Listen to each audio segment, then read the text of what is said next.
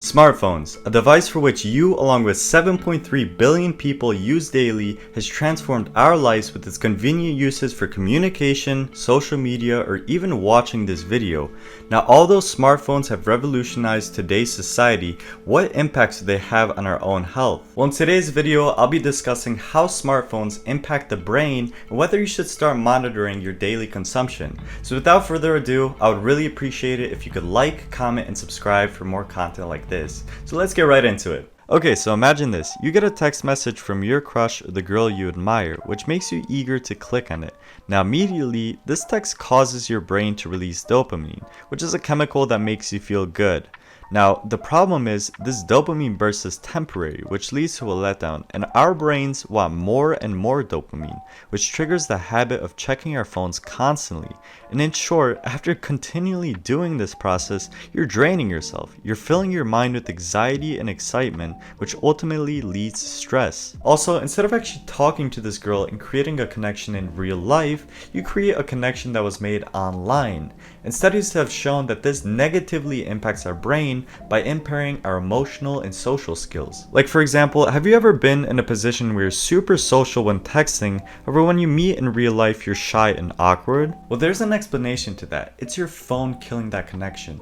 One, that person may feel more comfortable to express their feelings on text, or two, that person has more time to think about what they want to say instead of actually talking on the spot. Furthermore, using your phone for social media definitely has a negative impact on your mind. When using social media, you may compare yourself to others, which causes your brain to alert you of emotions such as jealousy, hopelessness, or even frustration. And this is so obvious, you're still comparing yourself to others. And what's funny is these influencers are just as insecure as you. And it's also important to mention that many of these influencers are actually misinforming you. They may be photoshopping their images, creating a false image. So to improve your mental health, definitely delete Instagram or any app that you overuse. Now, one of the most dangerous examples of using our phone is when driving. Like even if you're merely talking on the phone, not even texting, it's enough to delay reaction times on the road. In a recent study by the University of Chicago, researchers asked participants to put their phones nearby, like on a desk, and out of sight, like in another room.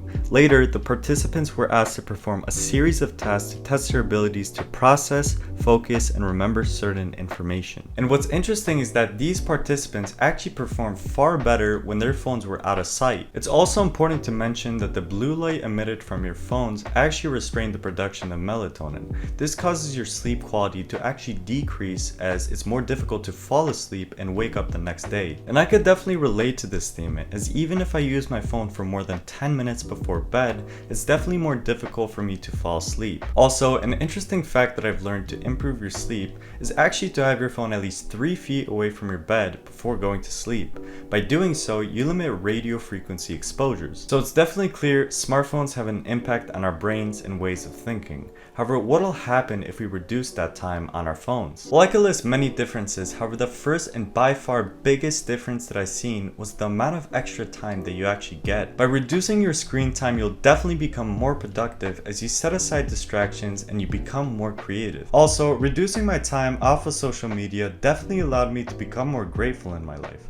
Firstly, I stopped comparing myself to others and instead thought about the privileges that I actually hold. Finally, I'm more present, meaning that I'm more focused in all aspects of life. So that's it for this video. I would really appreciate it if you could like, comment, or subscribe for more content like this. And hopefully I taught you something new about how smartphones impact the brain.